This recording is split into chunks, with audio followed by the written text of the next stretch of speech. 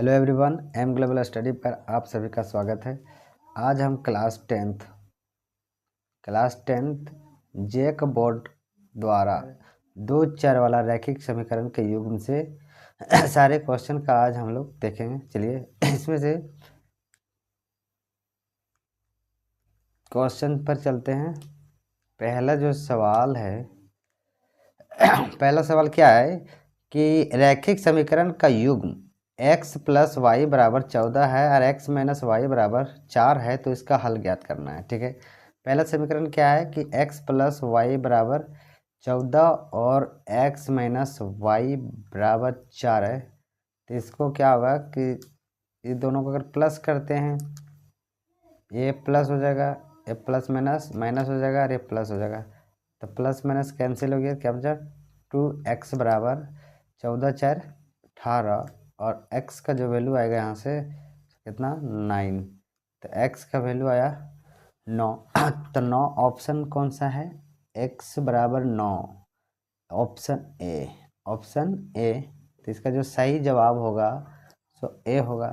अब यहाँ x का मान अगर किसी समीकरण में रख देते हैं तो y निकल जाएगा मेरा, तो x प्लस वाई बराबर 14, तो यहाँ x का मान 9 प्लस वाई बराबर कितना हो गया 14, तो y बराबर कितना होगा 14 माइनस 9, तो 5 होगा। कितना होगा 5, तो y का वैल्यू कितना है 5।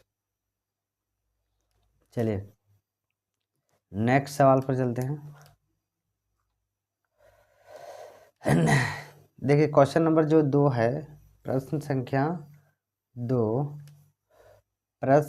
2 में क्या हो रहा है कि समीकरण का निकाय a1x plus b1y plus c1 बराबर 0 है और a2x plus b2y plus c2 बराबर 0 है, तो अद्वितीय हल होगा।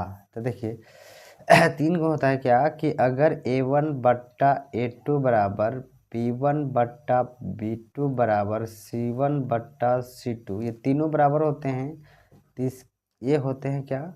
समपाती रेखा। समपाती रेखा मतलब दोनों रेखाएं एक ही पर होते हैं, और ये क्या होते हैं? अनेक हल होते हैं। अनेक हल यदि a1 बट्टा a2 not equal to b1 बट्टा b2 होता है, तो ये होता है प्रतिच्छेदी रेखाएं, और क्या होता है? अद्वितीय हल। अगर a1 बट्टा a2 बराबर रहता है b1 बट्टा b2 और नॉट इक्वल टू होता है c1 बट्टा c2, ये होता है समांतर रेखाएं। दोनों रेखाएं किस तरह होते? दोनों युग्म का समांतर होते हैं और इसका कोई हल नहीं होता है, कोई हल नहीं होता है। अब इसमें क्या आता है कि जब हल निकलता है तो उसको बोलते हैं संगत युग्म, और जब हल नहीं निकलता है तो क्या होता है? असंगत। ठीक है, तो असंगत होता है कब? जब कोई हल नहीं, तो सिर्फ समांतर रेखाएं होते हैं। जब a1 बटा a2 बराबर b1 बटा b2 not equal to c1 बटा c2, तो ये क्या होता है? असंगत युग्म होता है, और ये दोनों में हल निकलता है। जब a1 बटा a2 बराबर b1 बटा b2 c1 बटा c2 होता है, और a1 बटा a2 not equal to b1 बटा b2 होता है, तो अद्वितीय हल होता है। तो ये दोनों में क्या है? हल निकलता है, इसलिए संगत होता है। इसमें पूछा क्या जा रहा है कि अद्वितीय हल। अद्वितीय हल मतलब केवल एक हल होगा जब रेखाएं क्या होगा? प्रतिच्छेदी होगा। तो होता है क्या? a1 बटा a2 बराबर b1 बटा b2, ये तो नहीं होगा। a1 बटा a2 not equal to b1 बटा b2, तो ऑप्शन नंबर बी सही होगा। इसमें क्या होता है? समपाती, और ये हो गया प्रतिच्छेदी रेखा का प्रतिच्छेदी। चलिए नेक्स्ट क्वेश्चन में चलते हैं हम लोग। नेक्स्ट सवाल है कि यदि रैखिक समीकरणों का युग्म संगत हो तो रेखाएं होगी। देखिए संगत है, पिछला क्वेश्चन क्या है? जब संगत होगा, संगत कौन कौन सा में होता है? तो प्रतिच्छेदी में, प्रतिच्छेदी रेखाएं में, प्रतिच्छेदी रेखाएं में, और किस में होता है? और होता है समपाती रेखाएं में, समपाती रेखाएं में। समांतर में क्या होता है? असंगत किस में होता है? असंगत होता है समांतर रेखाएं में, समांतर रेखाएं में। समांतर रेखा कंडीशन क्या होता है? तो A1/A2 बराबर होता है B1/B2 not is equal to होता है C1/C2। संपाती में क्या होता है? तो संपाती में होता है A1/A2 बराबर B1/B2 बराबर C1/C2। अब प्रतिच्छेदी का क्या होता है? तो A1/A2 not is equal to B1/B2। तो इसमें बोल रहा है कि यदि रैखिक समीकरण का युग्म संगत हो, है ना, कंसिस्टेंट हो, तो रेखाएं क्या होगी? तो रेखाएं समांतर तो होगी नहीं, क्योंकि कोई हल नहीं निकलेगा, तो इसमें संगत नहीं होगा। हमेशा संपाती ये हो सकता है, हमेशा संपाती, प्रतिच्छेदी या संपाती, या हमेशा प्रतिच्छेदी, है ना। तब प्रतिच्छेदी में भी होता है लेकिन हमेशा में नहीं, और हमेशा प्रतिच्छेदी और हमेशा संपाती। तब प्रतिच्छेदी और संपाती दोनों कंडीशन में होता है संगत। दोनों कंडीशन, तो ऑप्शन नंबर सी सही आंसर होगा। चलिए नेक्स्ट सवाल। नेक्स्ट सवाल क्या है कि यदि समीकरण 2x - 3y बराबर 0 और 3x + 4y बराबर 20 हो तो निरूपित रेखाएं होंगे, तो किस प्रकार के होंगे? तो देखिए, रेखाएं को पहचानने के लिए हम लोग क्या करते हैं कि A1/A2 और B1/B2 C1/C2 का तुलना करते हैं। इसमें तो A1 बराबर है कितना? तो 2, और A2 बराबर कितना है? तो A2 बराबर है 3, और फिर B1/B2, तो पहला समीकरण में B1 कितना है? तो -3, और दूसरा समीकरण में B कितना है? तो 4 है, +4। और C1/C2 का रेशियो देखेंगे तो पहला में क्या है? 0 है, और दूसरा में क्या है? तो -20 होगा। अब देखिए, यहाँ आ रहा है 2/3, यहाँ आ रहा है -3/4, और यहाँ आ रहा है 0/-20। ठीक है, तो मतलब तीनों कंडीशन अलग अलग आ रहा है। तो इसका मतलब क्या हुआ कि A1/A2 not equal to B1/B2, मतलब A1/A2 और B1/B2 ही बराबर नहीं होता है। तो ये कंडीशन होता है प्रतिच्छेदी रेखा का। प्रतिच्छेदी रेखा मतलब अद्वितीय हल, प्रतिच्छेदी रेखाएं का। तो इसे पूछा जा रहा है क्या कि समीकरण के युग्म का निरूपित रेखाएं किस प्रकार का होगा? तब प्रतिच्छेदी, है ना, प्रतिच्छेद करती है। तो ऑप्शन ए जो आंसर होगा इसका, तो ऑप्शन ए प्रतिच्छेदी रेखा। चलिए नेक्स्ट सवाल में चलते हैं। के किस मान के लिए समीकरण का युग्म, फर्स्ट समीकरण और सेकंड समीकरण का अद्वितीय हल है?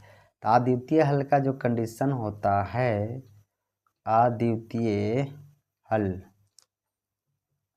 का रेशियो क्या होता है कि A1/A2 not is equal to B1/B2 के कंडीशन होता है।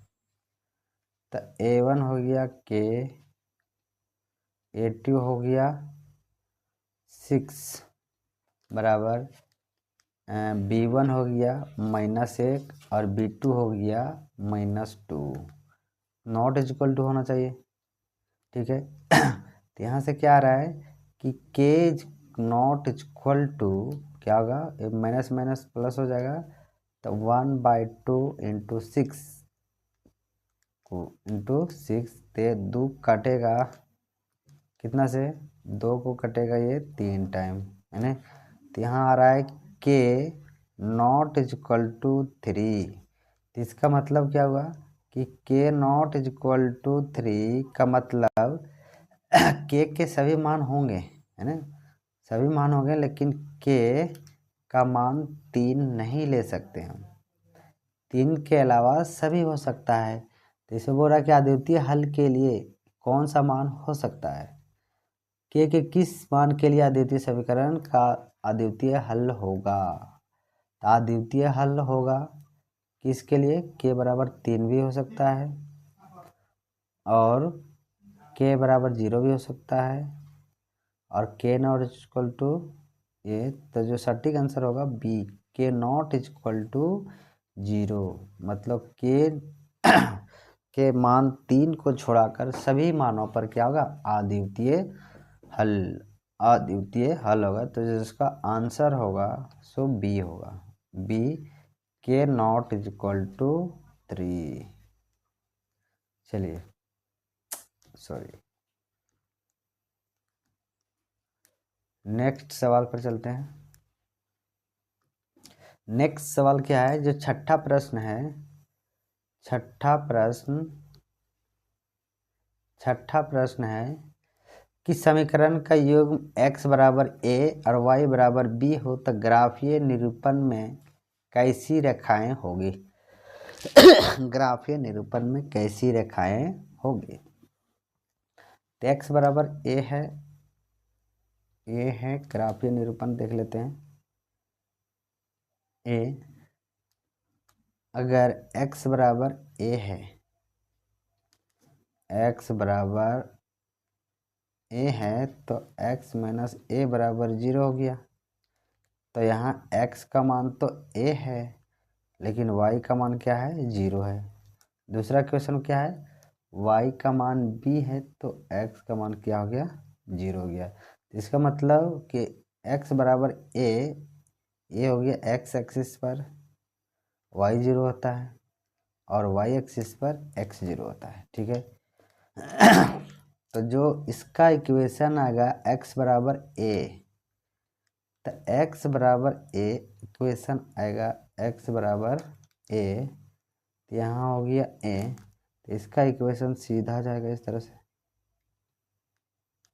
ठीक है।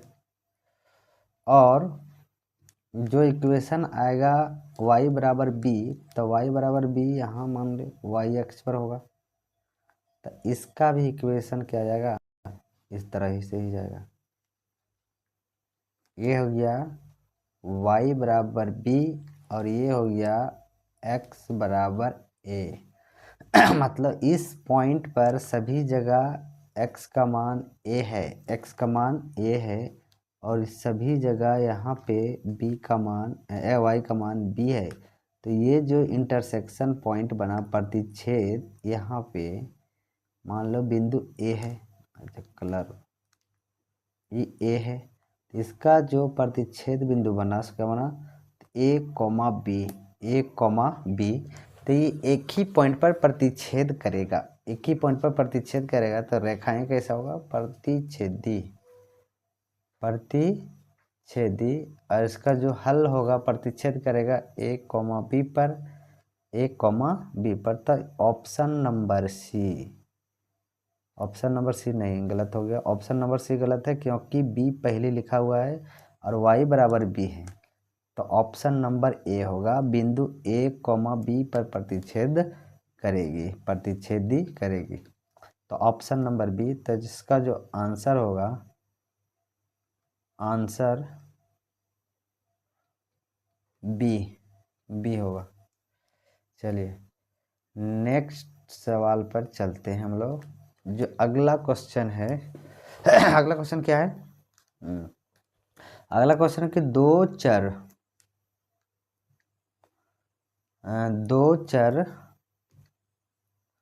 दो चर वाले रैखिक समीकरण युग्म के अनंत हल होते हैं यदि रेखाएं, अनंत हल मतलब अनेक हल है ना, तो कब होता है, जब समपाती रेखा होता है। जब समपाती रेखा तो उसका रेशियो किस तरह होता है, तो A1/A2 बराबर होता है B1/B2 बराबर होता है C1/C2 है ना। तो इस कंडीशन में होता है क्या, समपाती रेखा। समपाती रेखा क्या होता है, अनेक हल होता है। क्या होता है, अनेक हल मतलब अनंत हल, अनंत हल। तो इसमें से ऑप्शन ए तो नहीं होगा, समांतर, प्रतिच्छेदी भी नहीं होगा, समपाती option number C. Right answer क्या होगा, ऑप्शन नंबर सी। चलिए नेक्स्ट क्वेश्चन पर चलते हैं। नेक्स्ट सवाल जो अगला प्रश्न है, प्रश्न संख्या 8 है ना। प्रश्न संख्या 8 है। इसमें बोल रहा है कि समीकरण का युग्म 2x + 3y = 5 तथा 4x + 6y = 5 है। तो हल है तो इसमें हल क्या होगा, अद्वितीय हल होगा, अनंत हल होगा, कि कोई हल नहीं होगा, कि दो हल होगा, है ना। तो दो हल तो इसमें हमको पढ़ना नहीं, या तो एक हल होता है, या तो अनेक हल होता है, या केवल एक हल होता है, या उसी को अद्वितीय हल भी बोलते हैं, और अनेक हल मतलब अनंत हल, और कोई हल नहीं। तो हम पहले रेशियो निकालेंगे। तो यहाँ A1 बराबर क्या है, देखिए समीकरण यहाँ पे लिख लेते हैं पहले ना। पहला समीकरण क्या दिया है कि 2x + 3y = 5, और दूसरा समीकरण दिया है 4x + 6y = 15। तो यहाँ क्या होगा, A1/A2 निकाल के देखते हैं। तो A1 कितना है, 2, A2 कितना है, 4। तो एक काट के कितना आएगा, 1/2। B1/B2, B1 कितना है, 3, और B2 कितना है, 6। ये भी काट के आएगा 1/2। C1/C2, C1 कितना है, तो C1 है, जैसे इक्वेशन होता है, जनरल इक्वेशन क्या होता है, रैखिक दो चर वाला रैखिक समीकरण का। तो AX + BY + C = 0। तो इधर आएगा तो क्या होगा, माइनस में होगा। तो ये -5 और -15 कट के आएगा 1/3 है ना। तो कंडीशन क्या आ रहा है, तो देखिए A1/A2 और B1/B2 बराबर है, लेकिन C1/C2 बराबर नहीं है। तो कंडीशन आया A1/A2 बराबर है B1/B2, लेकिन C1/C2 बराबर नहीं है। तो इस प्रकार का तुलना आता है किसमें, तो समांतर रेखाएं, और समांतर रेखाएं में कोई हल नहीं होता है, कोई भी हल नहीं होता है। तो इसका आंसर जो होगा क्या होगा, ऑप्शन नंबर सी, कोई हल नहीं। चलिए 9वां नंबर सवाल। 9वां नंबर सवाल जो है, 9वां नंबर सवाल, इसमें क्या है, 9वां नंबर सवाल में 9वां नंबर सवाल है कि पिता की आयु पुत्र की आयु की 3 गुनी है। 5 वर्ष बाद पिता की आयु पुत्र की आयु की 2.5 गुनी होगी। इससे समीकरण को कैसे लिखेंगे। तो यहाँ पिता और पुत्र के है ना, तब पिता की वर्तमान आयु मान लेते हैं, है ना। पिता की वर्तमान आयु कितना होगा, पिता का वर्तमान आयु, पिता का वर्तमान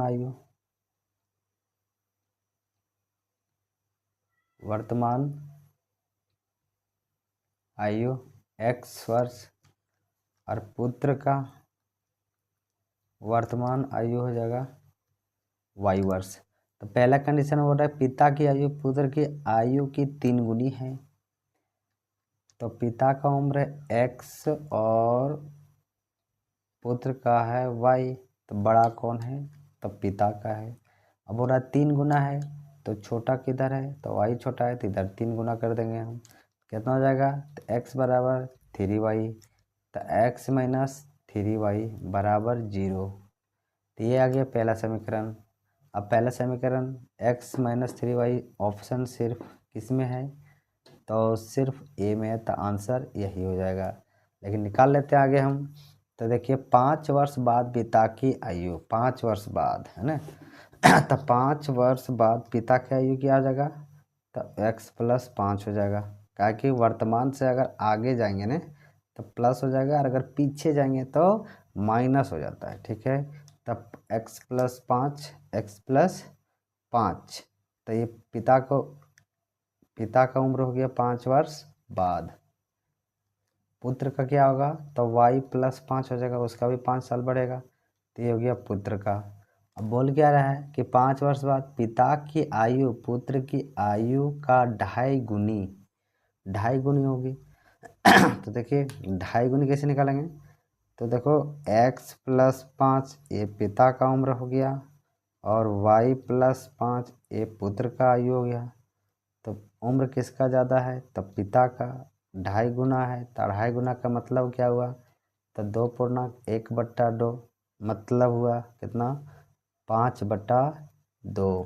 तो इधर हम गुना करेंगे 5/2 से, ये 2 इधर गुना होगा तो कितना हो जाएगा, तो 2x होगा। 2x प्लस 10 बराबर 5y प्लस 25। अभी 10 इधर आएगा तो माइनस होगा, तब 25 में 10 गया तो कितना बचेगा, 15। इसका मतलब जो इक्वेशन आएगा 2x प्लस 5y बराबर 15। 15 तो है नहीं यहाँ, 2x माइनस 5y, और यहाँ जो होगा ऑप्शन में 15 होना चाहिए, ताकि 25 में 10 जाएगा तो 15 ही बचेगा। चलो जो आंसर सही होगा ये, इसमें 15 होना चाहिए, यहाँ 15 होगा, 5 के जगह 15 होगा।